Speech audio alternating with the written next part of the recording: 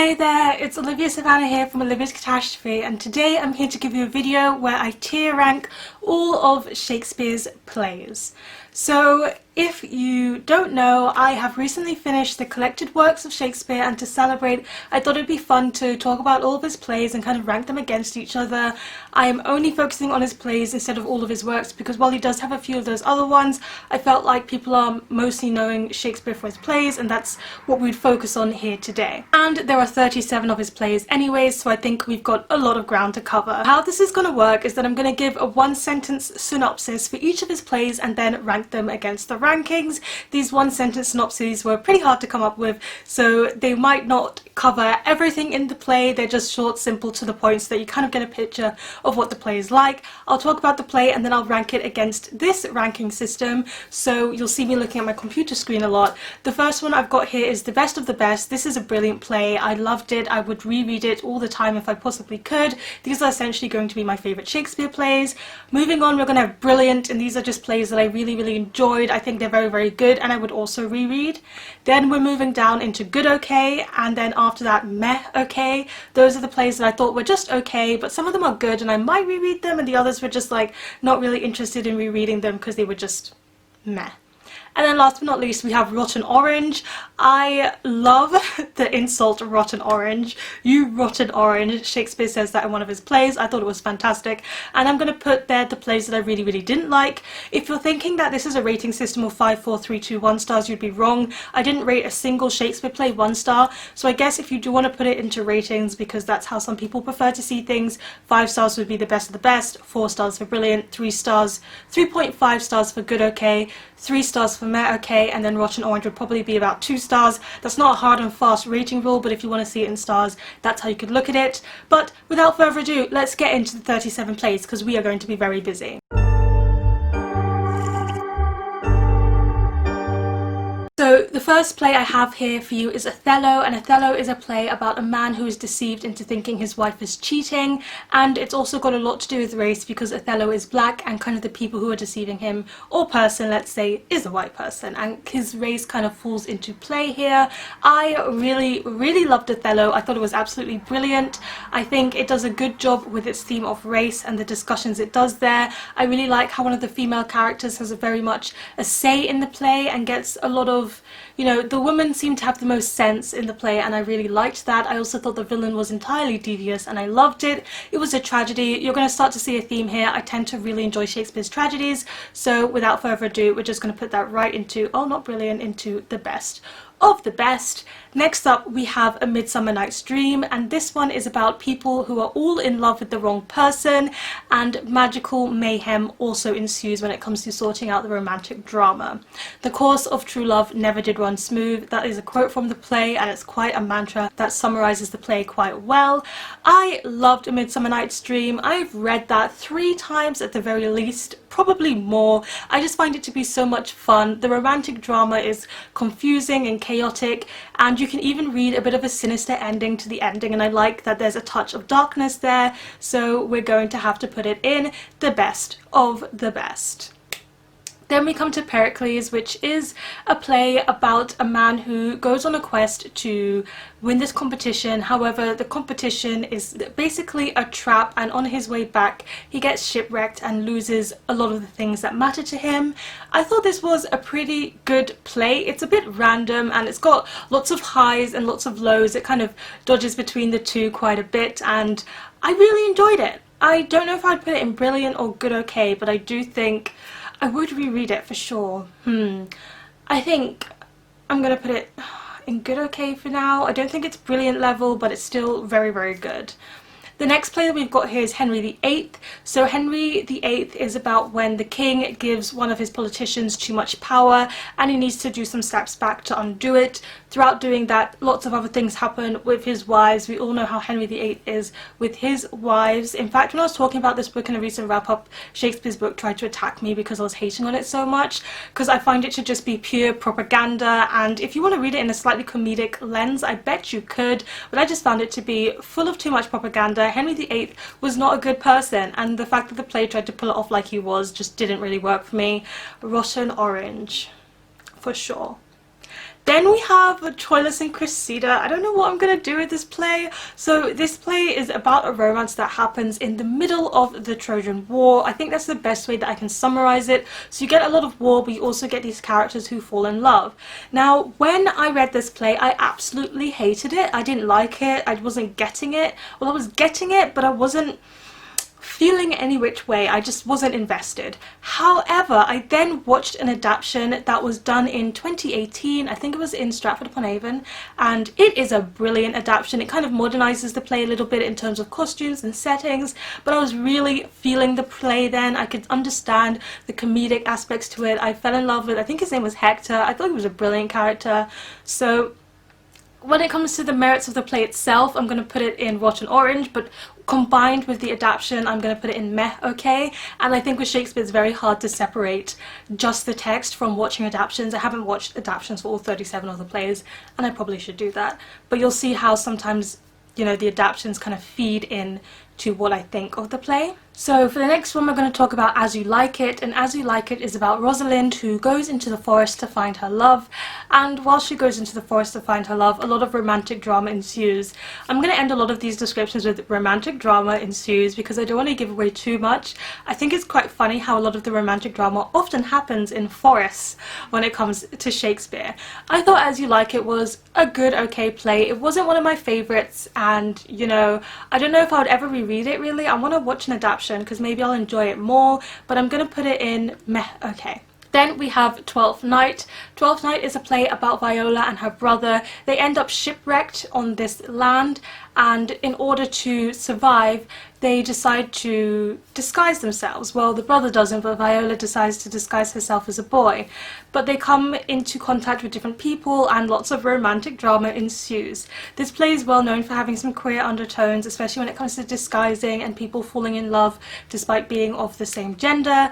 I wasn't as much of a fan of this play as other people seem to be. I just was feeling quite okay about the whole thing, so I'm going to put it in meh okay. It's by no means a bad play, it just didn't intrigue me. I have heard that adaptations of it do it well, and maybe that's something I need to watch.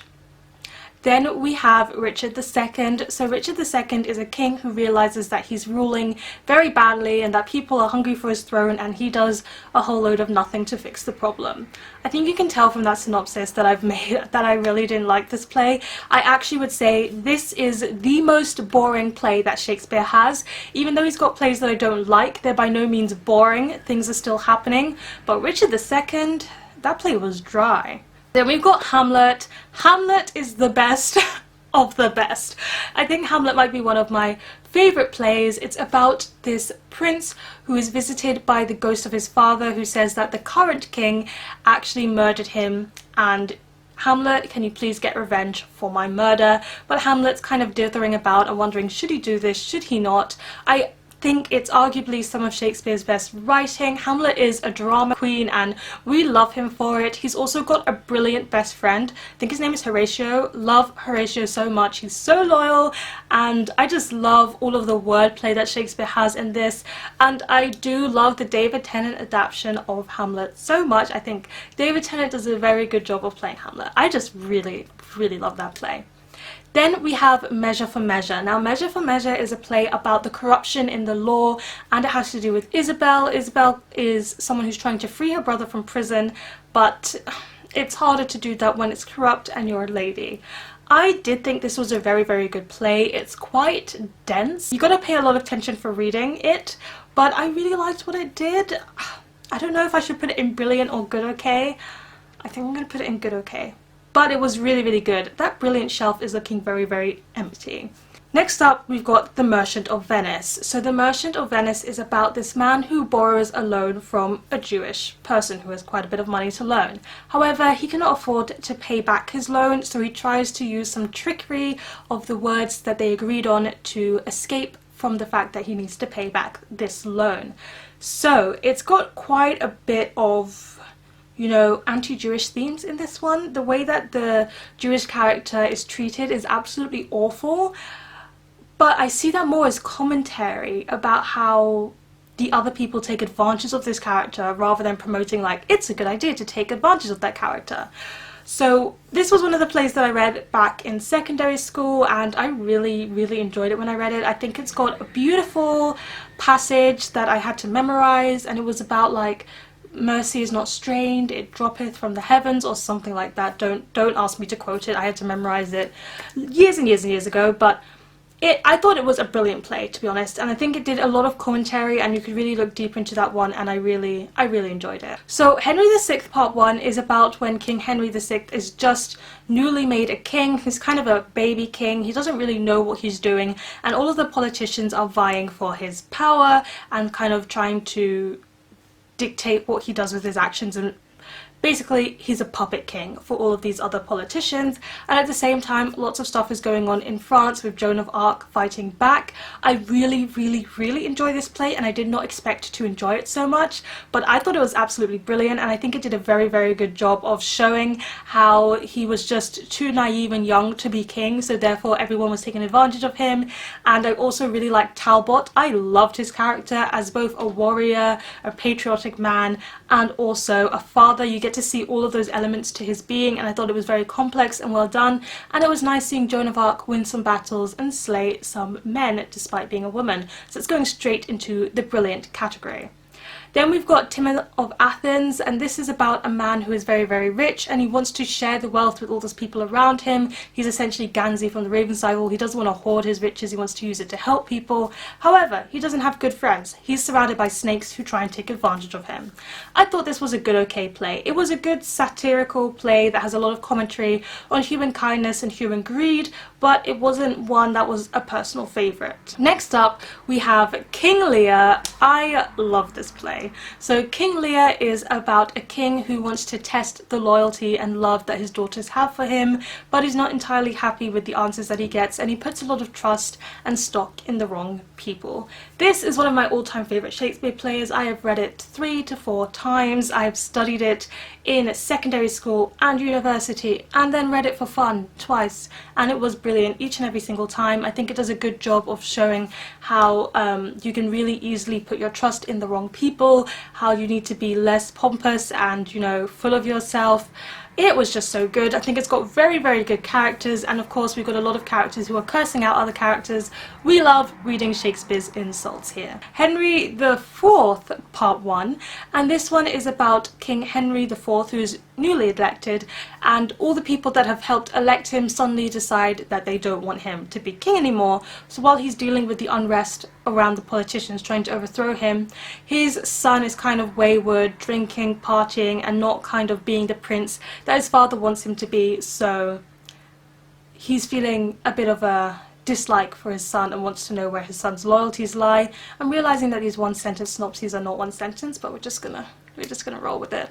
So I really enjoyed this play. So the first time I read it, I thought it was just okay. I didn't really think too much was happening. I liked Falstaff. I thought he was hilarious, and Falstaff is one of my favourite Shakespeare characters. He is hilarious.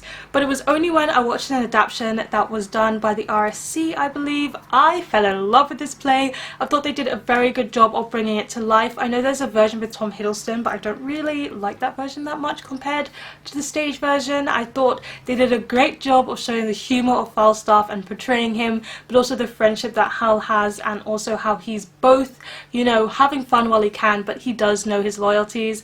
Brilliant. It goes in the brilliant category.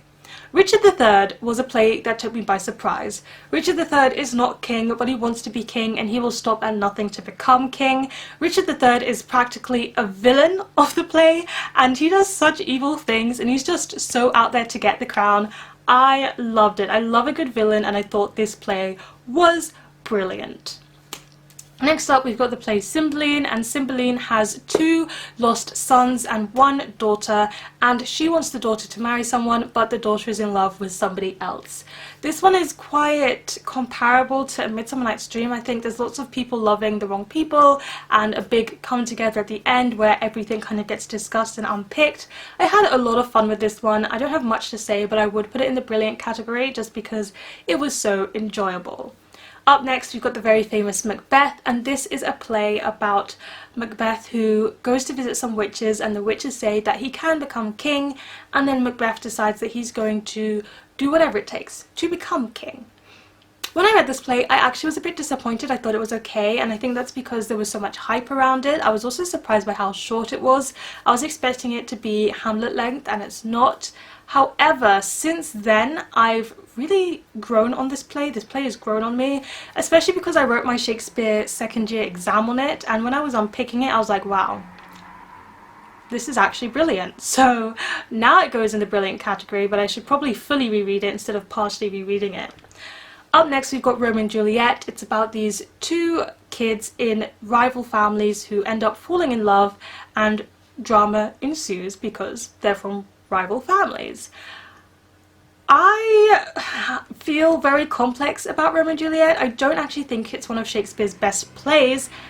However, I do think it's some of Shakespeare's best writing. The writing in it is so lyrical and truly beautiful. It's such an iconic play, and I really love the retellings that you get of Romeo and Juliet. West Side Story, it's one of my favourite films of all time, and it's a Romeo and Juliet retelling. So, oh, and I also really love the Zeffirelli adaptation of Romeo and Juliet. Again, one of my favourite things to watch. So I think I just have to put it in brilliant, just because even though it's not the best plot-wise, it's just so iconic, and it's brought us so many good things, and the writing is so beautiful. It just has to be in that category. Next up, we've got Julius Caesar, and it's about these politicians who are also kind of friends, and one of them is rising into power, so the others get a bit jealous and start to conspire against him. I really enjoyed reading Julius Caesar. I read it directly after finishing If We Were Villains, and that was a brilliant time to read it.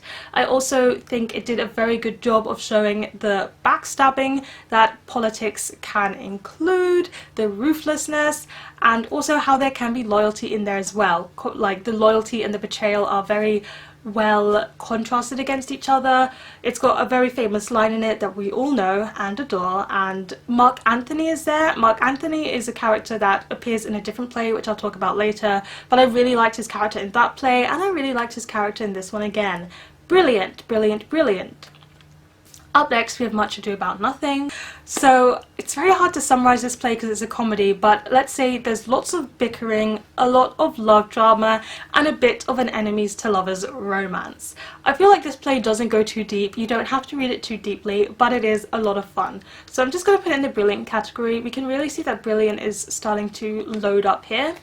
So next we've got The Tempest, and The Tempest is about these people who are on a boat and they get shipwrecked on an island because of a tempest, which is a storm, and when they're on the island they realise that they're on the island with some characters who have a lot more history with the ones who've been shipwrecked, and you know, things go down. I thought this was a meh okay play. It just didn't intrigue me that much, and I just didn't think it had brilliant writing or standout characters or a standout plot, so that was that one. We've got The Winter's Tale, which is about a king who accuses his wife of cheating and also exiles his daughter in the same kind of day, and then he deeply regrets it.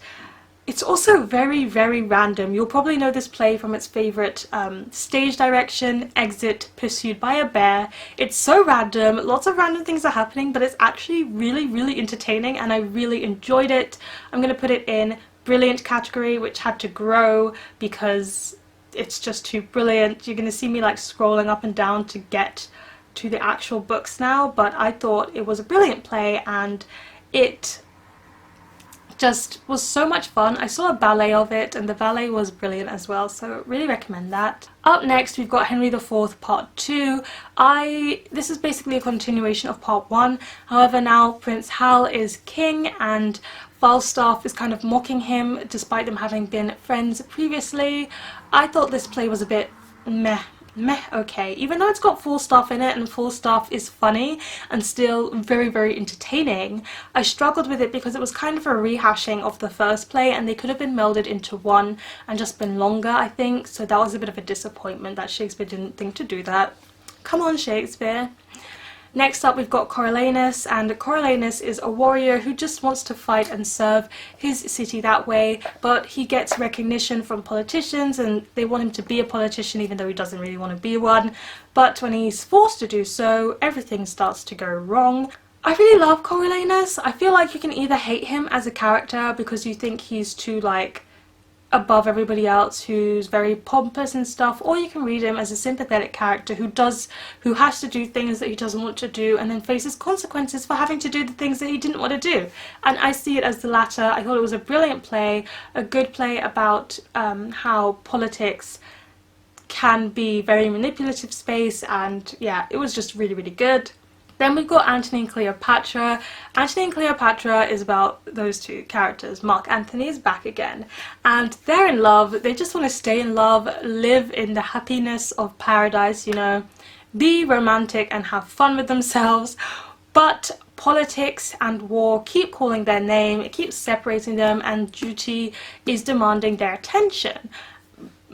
I read this play the first time round and I didn't really like it. I thought it was okay, but I thought it was very, very military focused, and I couldn't see past the military focus. Then I watched a fantastic adaptation, I think it was RSC again, and it was, what a brilliant portrayal of both Mark Antony and Cleopatra. And then I reread the play after that and I was in love with it. Cleopatra is a queen. She's literally a queen because she's Cleopatra, but she's also just such a queen in the way she's dramatic, in the way that she's smart, in the way that she's manipulative. And then Mark Antony is actually quite a sweetheart for a warrior. He's very feminine and he just wants to be in love and not have to pay attention to all of the duty stuff, and you can't begrudge him that. So I'm going to put that in the best of the best because I thought it was a fantastic play once I reread it and got deeper into it. And sometimes that's just how it goes with Shakespeare's plays. You've got to reread them to appreciate them, or you have to see an adaptation and then reread them to realise how much you truly love it. Does that mean I should go through and reread all of Shakespeare's plays? I don't know, but I'll definitely watch an adaptation for each and every one. That's something I would really like to do. Okay, I'm just going to jump to Titus Andronicus here because I've got the synopsis in my head, and Titus Andronicus is about the occasion of when someone's son gets killed. The mother is clearly not happy about her son being murdered, so she decides to get revenge on the murderer. But of course, if you get revenge on someone, a revenge cycle begins, and people want revenge, and people want revenge, and people want revenge. Unfortunately, I'm going to put this play in Rotten Orange, and it's partially because I don't like the subject matter, and it's partially because there's a scene that involves sexual assault that I really, really hate. I understand why it's done, it gives you some interesting commentary, but it makes my skin crawl. We've also got a disabled character who I just felt she was done so wrong, and it just makes me angry, and I don't know, I just think of this play and I'm like, ugh, yuck. So I think that's personal preference. I see why people like it, I just don't. We've got The Merry Wives of Windsor up next. So this one brings back Falstaff, which I think is fantastic. I love Falstaff, great to see him in a comedy. Falstaff decides that he wants to woo these two women who are married. And the women latch onto the idea of what he wants to do, and they decide that they've got a couple of tricks up their sleeve that they can play around with. I thought this play was brilliant. It was making me laugh. Falstaff is dramatic and hilarious and also so naive sometimes, and I love seeing these women just, you know, make the most of their position and just have a really good laugh. Okay, so Henry VI Part 2 is about Henry the King continuing to be worthless, but he has married Margaret, Queen Margaret, and luckily Queen Margaret kind of knows what she's doing. I thought this play was brilliant as well. I thought it was really, really good. Actually, I think I'm going to put it in good okay, because while it's good, it's still not as good as the other ones that are in the brilliant category, and I think it's very good because it does a fantastic job of showing how, you know, the king is still useless, but we've got this woman who's kind of in charge and taking the reins and just showing people what she's got. I feel like it was the most autonomy I've seen a female character have in one of the history plays, so that was enjoyable. And I think we should move directly on to Henry VI Part 3, which continues on the vein of Henry VI making bad choices, kind of being ridiculous and undoing all of the work that his wife has done, and it has dire consequences. I didn't really like that one. I thought it was meh, okay. Yeah, the Queen didn't have much of a role, so I wasn't intrigued by her character, and there were just no characters that stood out for me. It was just a bit, I'm just reading this, and that was a shame. Then we're going to go on to Henry V, and this one is about a king who wants to have both France and England, so it's kind of a military one where he's just moving in on France, even though like he has no claim to the French throne. And I thought it was meh, okay, like it wasn't bad, but it wasn't even good. So if it's not bad and it's not good, it's kind of just like indifferent. I guess that's meh, okay.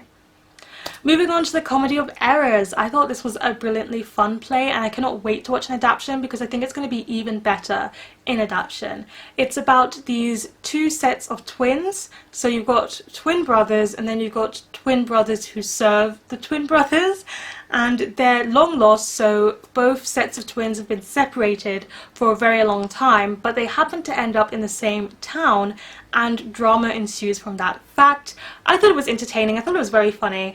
I'm going to put it in brilliant. It's very hard to follow because both sets of twins have the same name and you've got to pay attention to that, but it was still really, really entertaining. Love Labour's Lost is about these group of three men who decide that they are going to study and dedicate their lives to education. They are not going to have anything to do with the ridiculous drama that is romance, and of course none of them can stick to that rule.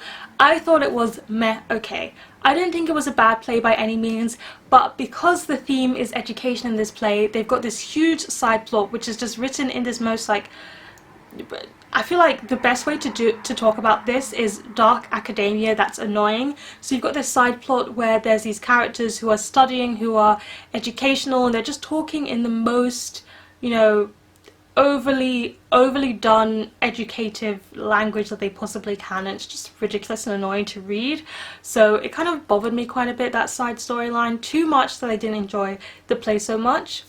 Moving on to the two Gentlemen of Verona, it's about these two gentlemen who happen to fall in love with the same woman, which we know can never work out well. One of them turns into quite an evil villain, and there's also like abandoned lovers in this one. It was so dramatic, and the ending, I don't even know how I felt about the ending. I'm gonna put it in good okay because it was so dramatic that it was getting my attention, and I always love when there's a villain.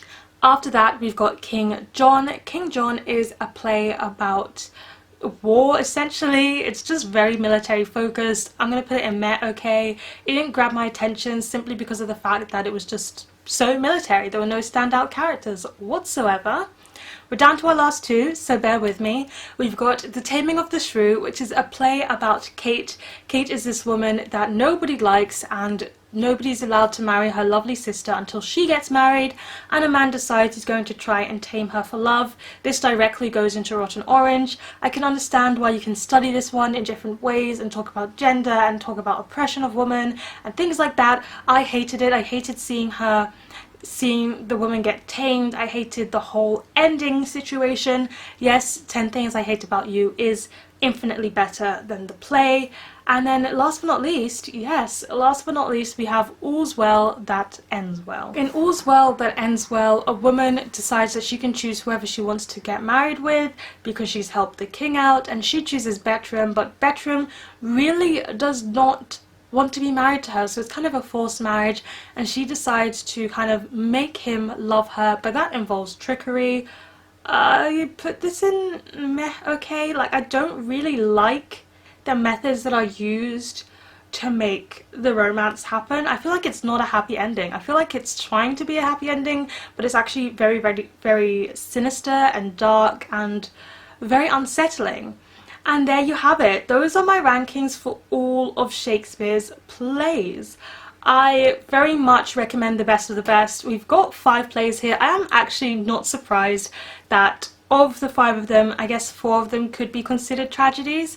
I really love all of those. Othello, Midsummer Night's Dream, Hamlet, King Lear, Antony and Cleopatra. Definitely recommend those above all else. But honestly, everything within the brilliant category, I really, really recommend as well. And there's quite a few of his plays there. Probably, you know, that's the largest category. So I think the fact that of all the plays that I've read, most of them fall into the best and brilliant category goes to show that he has written a lot of good stuff, and it's surprising to see some history plays up there. Moving on to good okay, I would say that these are still worth your time, but I recommend you being like a fan of Shakespeare for them, except for maybe Measure of Measure. Like, even though Measure of Measure is in good okay and The Two Gentlemen of Verona is in good okay, I would still really recommend those two. And then meh okay, those are plays that if you're not a huge Shakespeare fan, I just recommend you skip, to be honest. But I know a lot of people love Twelfth Night, so even though it's one that I recommend you skip, maybe you should still give it a go because a lot of people have fun with that one. And then Rotten Orange, I'm like, don't waste your time on those. Just, honey, there's better things that you can read. But who knows? I know a lot of people who like The Taming of the Shrew, so again, everything is just my opinion. I hope you enjoyed watching this video where I rank all of Shakespeare's plays. It's just a very nice way for me to get closure on having read his complete works. It was a journey. I enjoyed it so much. Even if I don't enjoy the play, I just love Shakespeare's language and it just feels like a comforting place for me when I read them. Please let me know in the comment section down below, do you or don't you read Shakespeare? If you've read any Shakespeare, what has been your favourite play of his that you've read so far? Or if there's one that you want to try, let me know which one that would be. Please give this video a thumbs up if you enjoyed it, hit the subscribe button if you want to see more, and don't forget to hit that notification bell to be updated every time I have a new video. And you know what they say, onwards and upwards. Excelsior!